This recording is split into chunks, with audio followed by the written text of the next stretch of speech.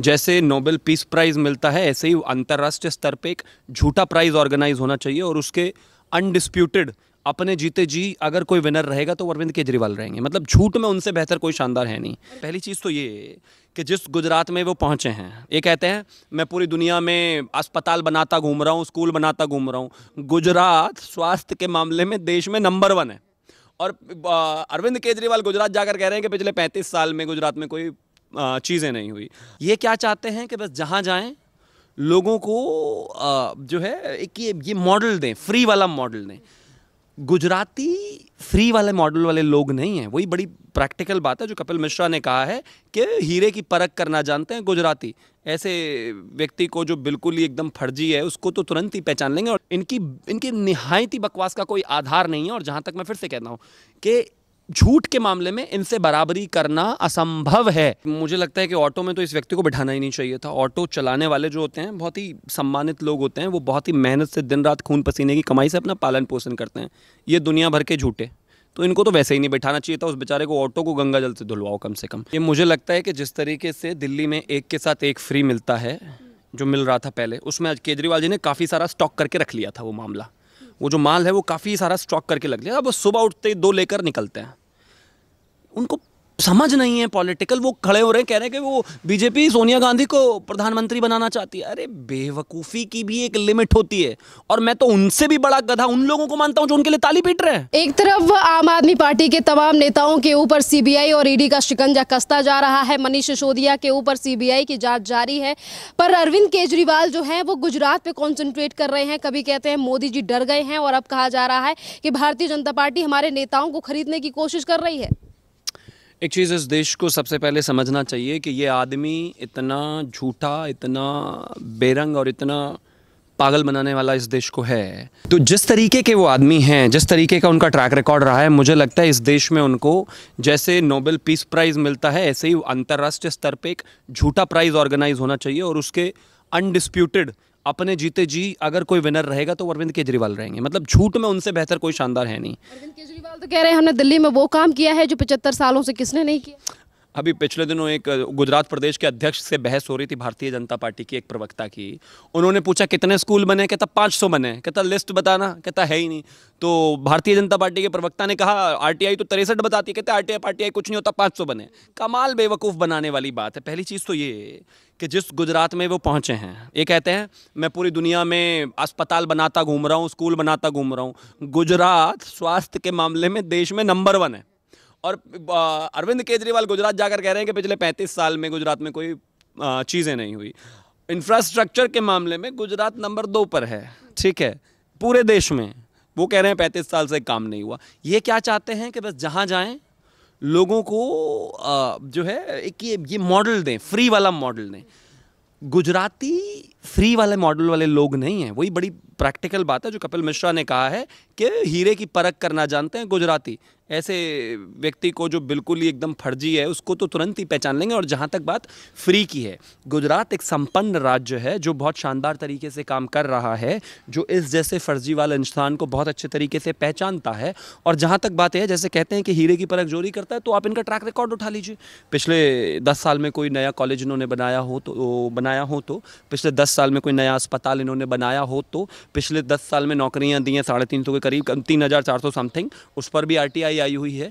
पिछले किसी समय में अलावा इनके फ्री के कोई और एक चीज़ मुझे अगर ये देश बता दे तो ठीक है। और जहाँ तक बात इनके खरीदने बेचने की है, आप इस देश को याद होगा पहले इन्होंने कहा कि मनीष सिसोदिया को खरीदने का ऑफर आया कि आइए आपको चीफ मिनिस्टर बना देंगे, सारे केसेस वापस ले लेंगे। मनीष सिसोदिया के पास उस दौरान उनका फ़ोन नहीं था, पता नहीं कहाँ वो कबूतर के गले में चिट्ठी बांध के बीजेपी वालों ने भेजी थी। आज तक ना वो चिट्ठी मिली है और ना ये बात मिली है। ये कहकर भगा दिया गया लोगों को कि हम बताएंगे, मौके पर बताएंगे। पता नहीं वो मौका कब आएगा, जब सारी सीटों पर जमानत जब्त हो जाएगी गुजरात में, तब आएगा क्या। फिर इन्होंने कहा कि हमारे विधायकों को 5-5 लाख रुपए ऑफर किए गए हैं। फिर कहा गया 5-5 करोड़ रुपए ऑफर किए गए हैं। फिर कहा दिल्ली में 20-20 करोड़ रुपए ऑफर किए गए हैं। मुझे ऐसा लग रहा है कि ये बार्गेनिंग कर रहे हैं। अपनी रेट बताए जा रहे हैं लोगों को कि भाई पब्लिकली कि हम इतने में अवेलेबल हैं। बहरहाल अगर किया होता तो उसका भी कोई सबूत अभी तक इन्होंने नहीं दिया है, एक भी सबूत इस तरह का नहीं आया है। जहां तक बात ये लगातार कहते हैं कि बीजेपी खरीद फरोख्त की कोशिश कर रही है, तो इस तरह के निराधार आरोप लगाने के बाद तो सिर्फ आपको सर झुका के, जैसे गडकरी जी के साथ और तमाम लोगों के साथ माफ़ी मांग कर आए थे ना लिखित तौर पे, माफ़ी ही मांगनी पड़ती है। सबूत तो क्योंकि अभी तक इन्होंने एक भी दिया नहीं है। इनकी निहायती बकवास का कोई आधार नहीं है। और जहां तक मैं फिर से कहता हूं कि झूठ के मामले में इनसे बराबरी करना असंभव है, आप इनसे बराबरी नहीं कर सकते। लेकिन यह भी एक रियलिटी है कि देश, राजनीति और राज्य झूठ के आधार पर नहीं चलते। आप रोजाना खड़े होकर कुछ भी कहो और सिर्फ सवाल जवाब करो ही ना, उससे कुछ नहीं होता है। सर, अभी ऑटो में भी घूम रहे थे अरविंद केजरीवाल गुजरात में और कह रहे थे कि हमें आपकी सिक्योरिटी नहीं चाहिए और दिल्ली में सिक्योरिटी के लिए मांग की जाती है। और वहीं अगर छापेमारी या फिर इस तरीके की चीज़ें की जाती हैं तो हर बार पे सिर्फ एक ही बात कही जाती है कि गुजरात और आने वाले लोकसभा चुनावों को लेकर भारतीय जनता पार्टी डर चुकी है अरविंद केजरीवाल से। पहली बात तो ये कि मुझे लगता है कि ऑटो में तो इस व्यक्ति को बिठाना ही नहीं चाहिए था। ऑटो चलाने वाले जो होते हैं बहुत ही सम्मानित लोग होते हैं, वो बहुत ही मेहनत से दिन रात खून पसीने की कमाई से अपना पालन पोषण करते हैं। ये दुनिया भर के झूठे, तो इनको तो वैसे ही नहीं बिठाना चाहिए था। उस बेचारे को ऑटो को गंगा जल से धुलवाओ कम से कम। दूसरी बात ये भी है कि जो आदमी पंजाब के कन्वेनर नहीं है, ये नेशनल कन्वेनर है आम आदमी पार्टी के, पंजाब का कन्वेनर बन के पंजाब से Z+ सिक्योरिटी ले रखी है, दिल्ली से Z+ सिक्योरिटी ले रखी है। मतलब कमाल की बात ये हो गई है कि 2-2, 3-3 जगह की Z+ सिक्योरिटीज़ लेने के बाद भी वो वहाँ जाकर ऑटो में बैठते हैं और कहते हैं कि भाई हम ऑटो में चलते हैं, हम आम आदमी हैं। अरे आम आदमी हो तो 150-150 गनर लेकर क्यों, कहाँ घूम रहे, किसको बेवकूफ़ बना रहे हैं आप? चार्टर प्लेन में आप घूम रहे हैं। आपको एक रिकॉर्ड के आधार पर आपको पता है कि अरविंद केजरीवाल का और मनीष सिसोदिया का डेली का खर्चा उसका कितना है खाने का? अप्रॉक्सीमेटली 30,000 रुपये डेली का। पता नहीं क्या सोना खा रहा है, मुझे तो समझ में नहीं आ रहा। आम जनता में 30,000 रुपये में पूरे घर का खाना चल जाता है, वही महीनों। ये डेली के हिसाब से 30,000 खर्च कर रहे हैं। कोई सा भी आदमी जिंदल और तमाम हॉस्पिटल से अभी वहाँ गए थे पिछले दिनों बैंगलोर तपस्या करने, क्या करने गए थे वो तपस्या भी पर डे कई लाख रुपए की पड़ती थी, वो भी जनता के टैक्स के पैसे में ही। 9 करोड़ रुपए का स्विमिंग पूल बनवा लिया, वो भी जनता के पैसे में ही।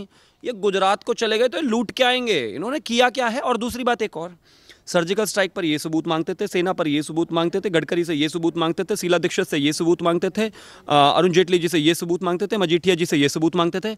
अपनी तरफ से अभी तक इनको किसी ने खरीदने के लिए कॉल किया है, एक सबूत नहीं दिया। ये सबूतिया गैंग अब अपने नंबर सबूत देने का है तो हर बार झूठ बोल के भाग जाते हैं।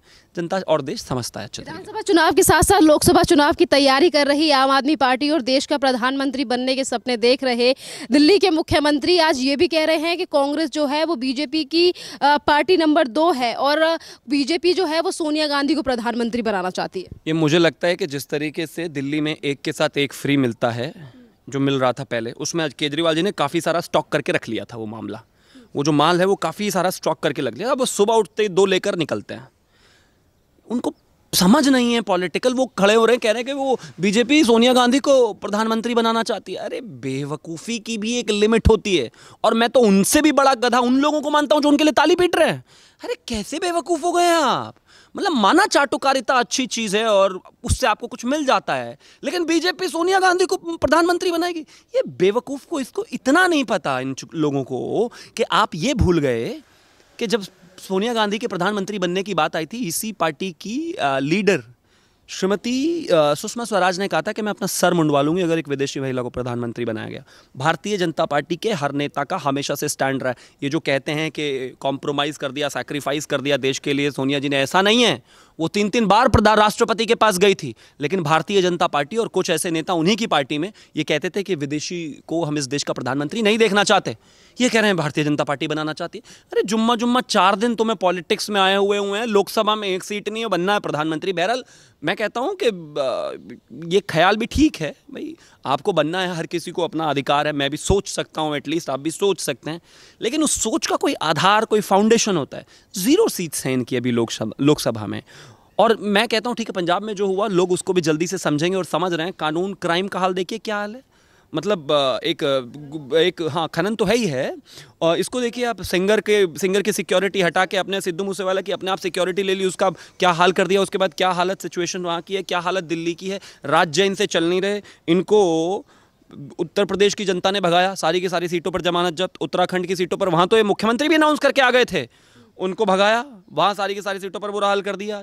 गोवा में देखिए क्या हाल हुआ है, मणिपुर में देखिए क्या हाल हुआ है। मुझे लगता है कि ये बहुत जल्दबाजी जिस तरह की इनकी है, जिस तरीके से ये अपने आप को सोच रहे हैं कि ये नेशनल लेवल पर अपने आप को स्टैब्लिश कर सकते हैं, ऐसा कभी नहीं हो सकता। और दूसरी बात, बैड कैरेक्टर अमानतुल्लाह खान जैसे व्यक्ति को पार्टी में लेकर अगर वो हिंदुत्व की और राष्ट्रभक्ति की बात करेंगे तो मुझे लगता है देश इस बात को बहुत अच्छे तरीके से समझता है। लास्ट सवाल है कि जब भी विपक्षी पार्टियां हर जगह पर अगर केंद्रीय एजेंसी जांच कर रही हैं तो उसे हमेशा विधानसभा या फिर लोकसभा से क्यों जोड़ा जा रहा है, और ये क्यों कहा जा रहा है कि बीजेपी जो है वो डर चुकी है और इसीलिए केंद्रीय एजेंसियों का इस्तेमाल कर रही है, चाहे फिर वो ममता बनर्जी वेस्ट बंगाल में हो रही जांच को लेकर कहें या फिर दिल्ली में जिस तरीके से लगातार शिकंजा कसा जा रहा है और खुलासे हो रहे हैं।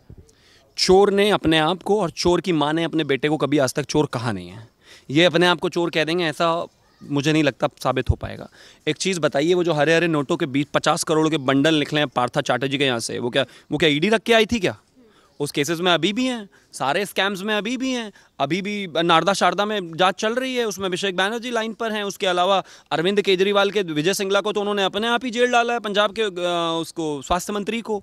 यहाँ वाले स्वास्थ्य मंत्री भी पिछले दिनों से अपनी दस्त खोए बैठे हैं, वो भी जेल में पड़े हुए हैं। तमाम तरह के लोग हैं, 8-9 से ज़्यादा लोग तो कन्विक्ट हो चुके हैं। इतने तो साल नहीं हुए इनको राजनीति में आए हुए।